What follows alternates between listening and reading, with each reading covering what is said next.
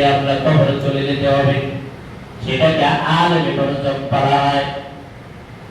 আমরা তো দুনিয়াতে থাকতে পারবো না, এই দুনিয়ার মুসাফির হয়। কবর আখের ঠিকানা, कोई आगे रवाना है, कोई पीछे रवाना। আমরা সবাই মুসাফির, আমরা কেউ এই জমিনে থাকতে পারবো না, আমরা সবাই কবরে চলে যেতে হবে। কেউ আগে যাব, কেউ পরে যাব। বাবার আগেও সন্তান চলে যায়, দাদার আগে নাতি কবরে চলে যায়। এরকম ঘটনা আছে না নাই? মসজিদে নববীর মধ্যে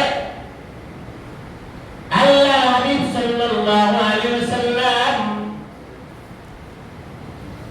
মসজিদে নববীর মধ্যে বসা, একটা জানাজা আসলো, মানে একটা লাশ আসলো।